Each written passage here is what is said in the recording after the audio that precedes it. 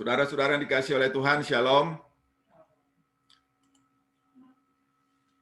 Hari ini adalah minggu terakhir pada tahun 2020 dan biasanya kalau lembaga-lembaga atau perusahaan-perusahaan sering sekali membuat bahwa akhir tahun ialah tahun masa untuk mengevaluasi apa yang sudah mereka lakukan dan apa yang barangkali perlu dibereskan pada akhir tahun ini supaya nanti memulai tahun yang baru semua dalam keadaan yang baik.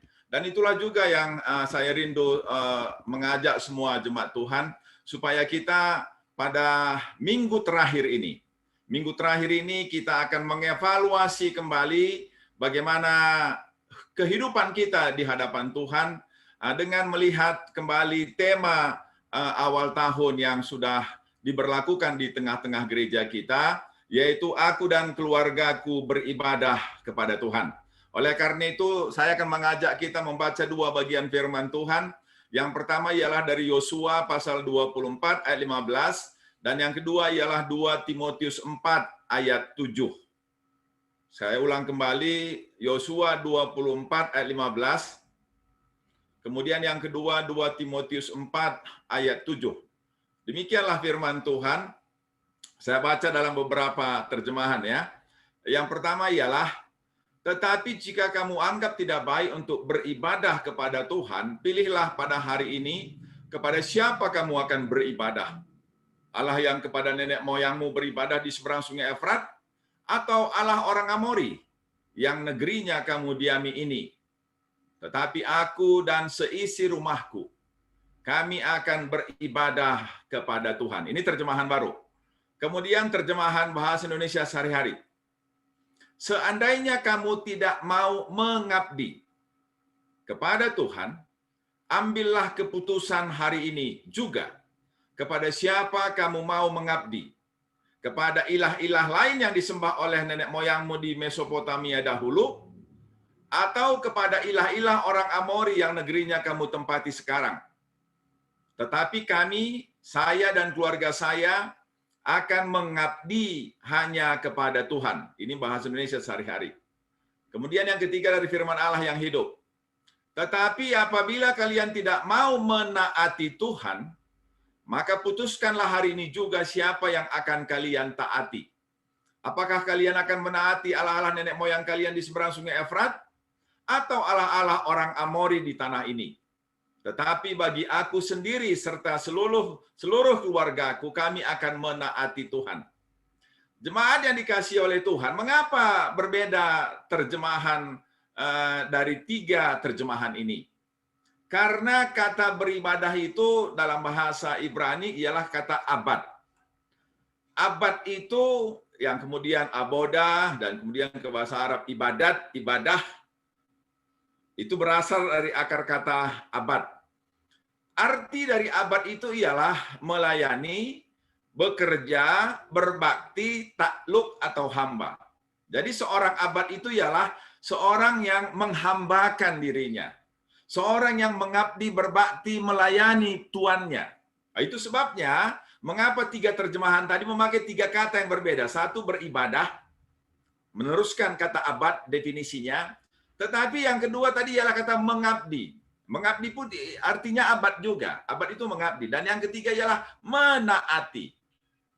Oleh karena itu, tahun ini kita diajak bersama dengan Yosua supaya kita seisi rumah tangga kita beribadah kepada Tuhan, mengabdi kepada Tuhan, menaati Tuhan, berbakti kepada Tuhan, menaklukkan diri kepada Tuhan.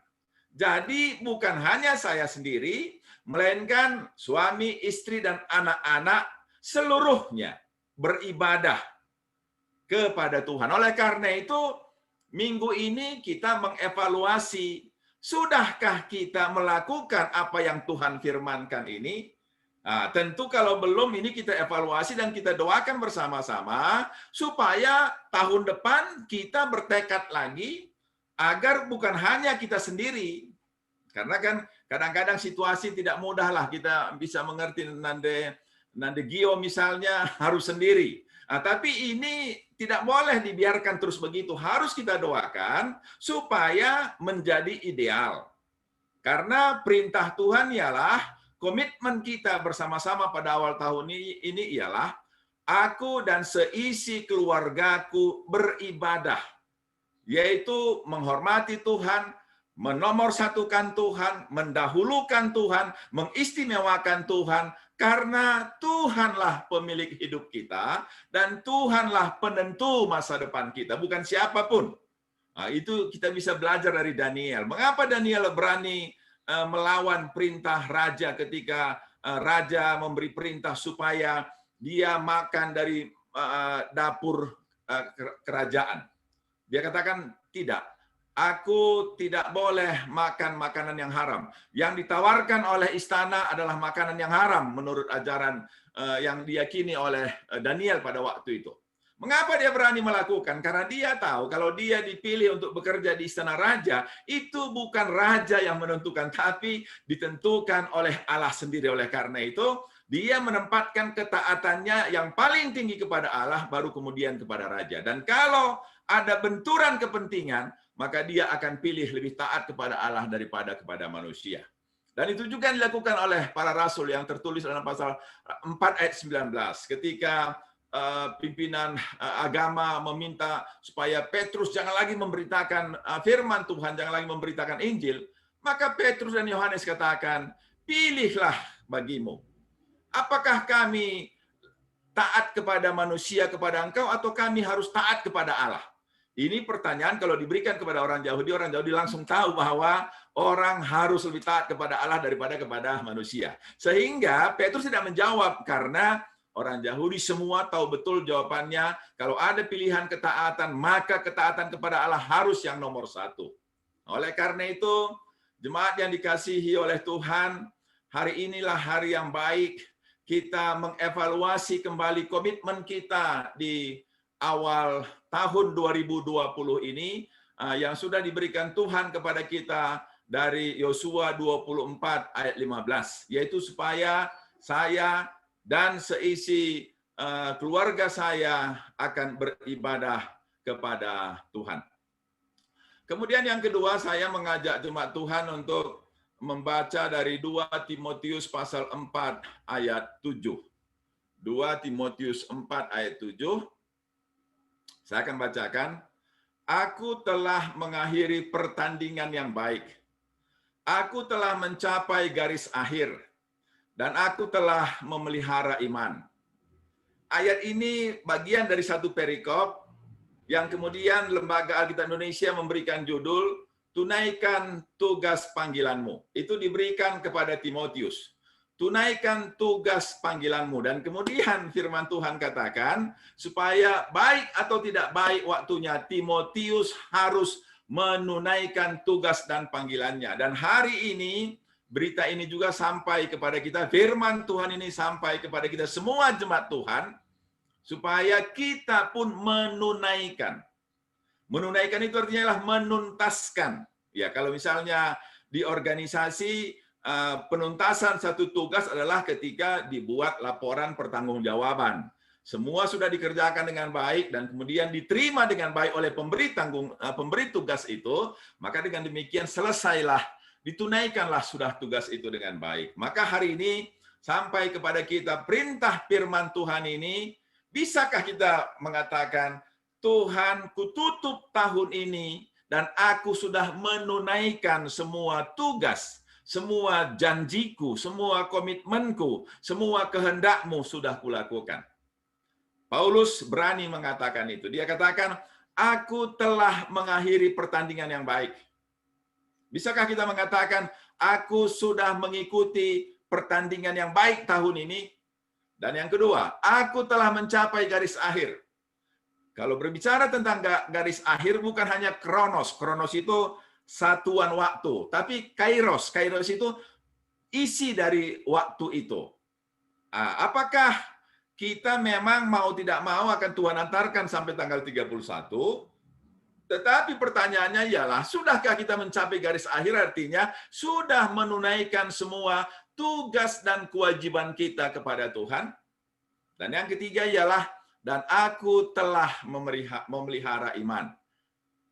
Maka beranikah kita juga seperti Paulus mengatakan, aku telah memelihara imanku dan kesetiaanku kepada Tuhan?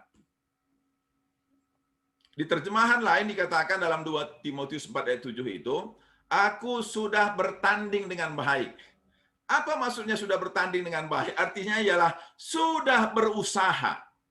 Kadang-kadang barangkali kita tidak enak badan, kadang-kadang barangkali ada kesibukan, kadang-kadang barangkali ada panggilan yang lain, tapi apakah kita sudah berusaha untuk taat kepada Tuhan, melakukan apa yang Tuhan perintahkan kepada kita dengan tetap beribadah? Dan saya bersyukur pada hari ini ada sedikit kebanggaan juga dalam hati saya, Nandetia, walaupun tentu sekarang pastilah sedang ada acara di sana, tapi masih terus beribadah. Dan saya ya tentu sebagai seorang pendeta, dulu sudah pernahlah menunjukkan contoh ini ketika bapak saya meninggal tahun 2003. Saya dari Jakarta, waktu itu kami di Jakarta dengan Nora, kemudian sampai di Padalarang, hari Minggu waktu itu, ada berita bahwa bapak saya sudah dipanggil oleh Tuhan, tapi saya teruskan tugas melayani saya ke Bandung, karena saya berkhotbah pada waktu itu, dan setelah selesai khotbah lah baru kemudian saya kembali ke Jakarta dan besoknya baru kami berangkat ke Medan. Padahal beberapa keluarga katakan hari ini saja langsung berangkat ke Medan. Tetapi saya tahu saya dipanggil oleh Tuhan, saya harus mengutamakan Tuhan, dan juga ayah saya sudah dipanggil oleh Tuhan, ya tentu tidak akan jauh bedanya kalau hari itu pun saya berangkat atau hari Minggu atau hari Senin. Akhirnya kemudian saya berangkat hari Senin. Jemaat yang dikasihi oleh Tuhan, inilah sebenarnya panggilan Tuhan kepada kita untuk mengutamakan Tuhan, untuk mengistimewakan Tuhan, untuk mendahulukan Tuhan, untuk membuat Tuhan selalu yang pertama. Dari banyak pilihan, pilihan untuk saya, pilihan untuk orang lain. Kalau kita sudah membuat janji kepada Tuhan, tapi ada lagi yang meminta kita untuk membuat janji, maka kita harus mendahulukan Tuhan. Tadi malam saya ke sekretariat untuk mengantarkan utang terakhir saya. Karena akhir bulan ini saya memberikan janji iman saya, dan dengan bangga saya katakan kepada pendeta Rigan, monggo beres utangku. Ya, pendeta Rigan lihat catatannya, belum bang, masih ada, kurang lagi katanya. Dan saya kaget karena jumlahnya masih besar juga. Dan saya mencoba untuk menunggu-nunggu barangkali nanti ada uang, barulah kuantarkan janji iman itu ke sekretariat. Tapi Nora bilang, sudahlah jangan tunggu-tunggu. Akhirnya tadi malam, dan juga karena saya harus berkhotbah hari ini supaya saya bisa menunjukkan contoh, saya bereskan semua kewajiban saya antarkan kemudian sisa dari utang janji iman saya ke sekretariat. Bukan saya berlebihan, tetapi ini sebagai satu komitmen kita bahwa kita melakukan apa yang Tuhan perintahkan. Jangan kita anggap main-main apa yang sudah Tuhan perintahkan kepada kita. Karena selalu ada konsekuensi dari satu pilihan. Kalau kita memilih taat, minggu lalu kita sudah mendengar, maka kita berjalan menuju berkat. Tapi kalau kita tidak taat, kita pun akan menerima akibat. Oleh karena itulah hari ini, minggu terakhir tahun ini, kita mengevaluasi.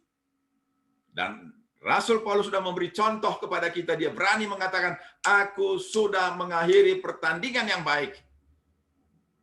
Apakah kita berani juga mengatakan hal itu? Sebaiknya kita berani mengatakan hal itu. Dan kalau belum, ya tentu kita berdoa. Jangan menganggap itu hal yang biasa. Tapi kalau tahun ini kita gagal, tahun 2001 nanti kita bertekad lagi untuk melakukan apa yang sudah Rasul Paulus lakukan.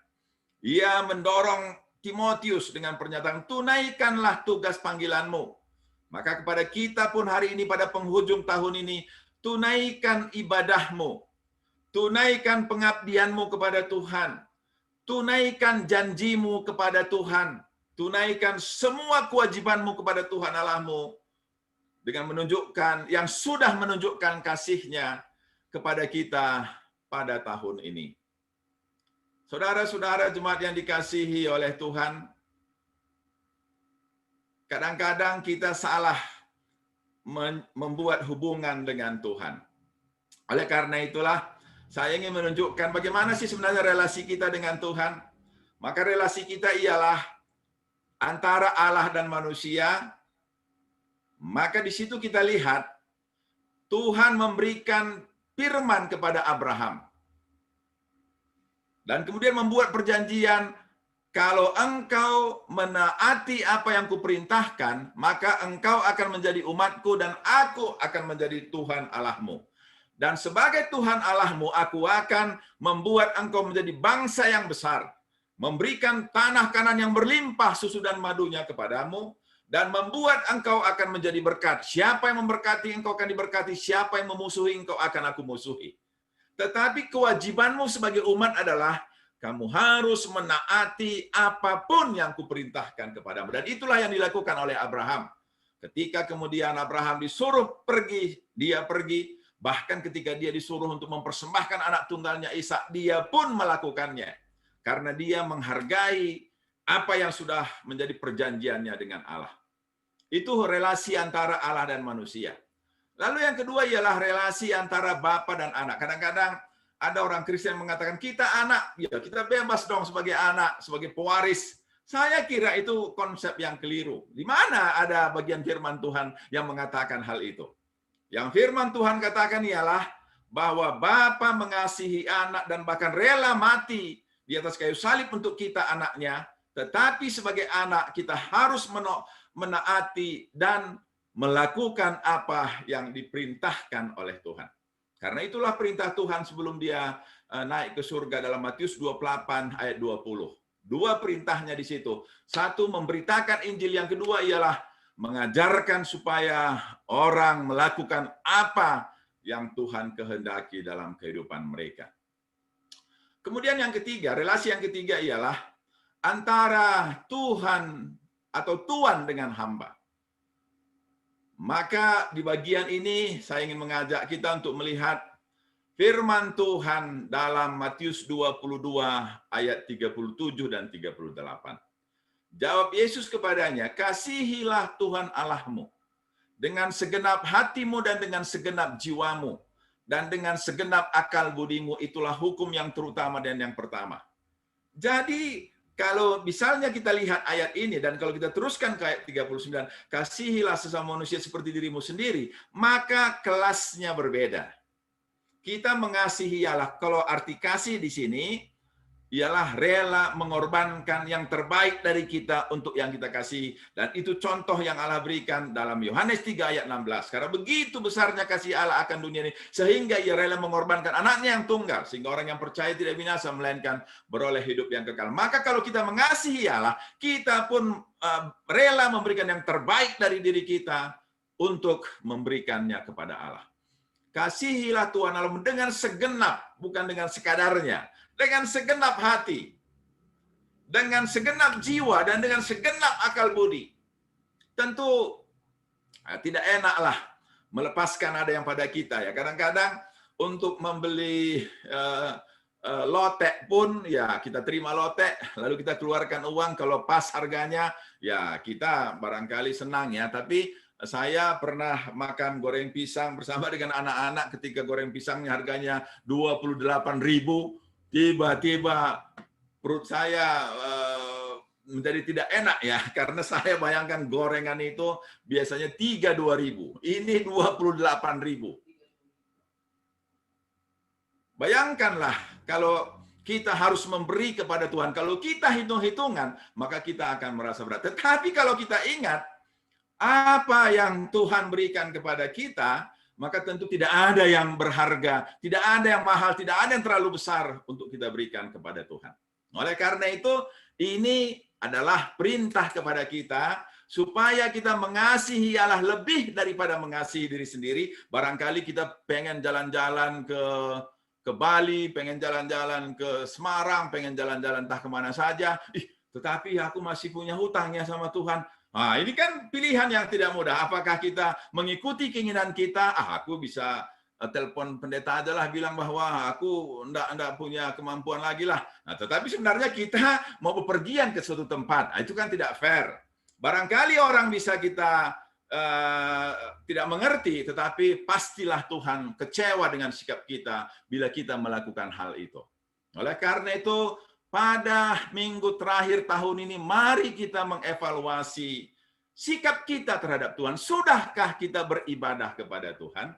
Sudahkah kita menunaikan tugas dan tanggung jawab kita kepada Tuhan? Bila belum, masih ada 4 hari yang sudah berjanji untuk khatam Alkitab, masih ada 4 hari. Tunaikan, tuntaskan, supaya kita tenang masuk ke tahun yang baru. Kalau anggota keluarga kita masih ada yang belum beribadah kepada Tuhan, masih kita sendiri, anak-anak kita belum, atau ada anak kita yang belum, saya kira saya tidak menyalahkan siapapun, tapi itu menjadi pokok doa saya juga. Tapi juga keluarga jangan menganggap ini hal biasa. Anggaplah ini duri dalam daging yang terus kita doakan. Kapan aku dan seisi keluargaku datang menghadap Tuhan, supaya kami semua diberkati oleh Tuhan. Nah, itulah yang Tuhan katakan hari ini kepada kita semuanya. Supaya kita menghormati, supaya kita menunjukkan kasih kita, supaya kita menunjukkan pengabdian kita kepada Tuhan. Apa yang sudah kita janjikan kepada Tuhan. Kalau sangat tidak mungkin, tentu Tuhan pun mengerti. Tetapi kalau kita lihat bagaimana Abraham rela mengorbankan Ishak dan kemudian Tuhan memberikan pengganti, percayalah jemaatnya dikasih oleh Tuhan. Pengalaman kami sendiri, apapun yang kami berikan kepada Tuhan tidak pernah sia-sia, tidak pernah kekurangan. Jemaat bisa melihat sendiri. Dan kalau saya misalnya boleh bersaksi, semua itu karena kita belajar, karena kami belajar untuk mengutamakan Tuhan, untuk mendahulukan Tuhan. Dan tidak ada orang, Raja Daud katakan, tidak ada yang kulihat orang menjadi miskin sampai anak cucunya menjadi peminta-minta, orang yang beribadah kepada Tuhan. Tidak ada. Dan bahkan akan diberkati terus sampai ke anak cucunya, asalkan kita semua beribadah kepada Tuhan. Oleh karena itu saya kira kita harus mengakui masih ada banyak pergumulan kita, perjuangan kita, belum semua anak dan istri kita dan anak-anak kita semua beribadah kepada Tuhan. Ini kita doakan. Tidak kita saling menghakimi, tapi saling mendoakan. Tapi jangan pula kita menganggap biasa. Nah, itu saya kira ya nanti saya pun ya saya terus mendoakan, tapi kok kesan saya yang bersangkutan sendiri sudah menganggap biasa, menganggap anaknya hilang pun dia menganggap biasa. Saya kira saya sebagai pendeta harus mengingatkan ini. Tidak menghakimi, tapi harus saya ingatkan. Karena saya tahu betul, sesuai dengan firman Tuhan, kalau kita tidak beribadah kepada Tuhan, atau anak kita tidak beribadah kepada Tuhan, maka akan jauh dari berkat Tuhan. Tapi kalau kita mengistimewakan Tuhan, walaupun tertatih-tatih, walaupun kita tidak punya apa-apa, tapi ada yang bereman Tuhan, meriah ukurta, Tuhan melihatnya dan Tuhan akan memberkati. Kita bisa melihat contohlah di gereja kita ya. Saya berulang-ulang mendengar dari teman-teman pendeta betapa banyaknya gereja yang mengalami kesulitan, terutama kesulitan keuangan. Di GIKI juga saya kira rata-rata mengalami kesulitan keuangan. Mengapa demikian?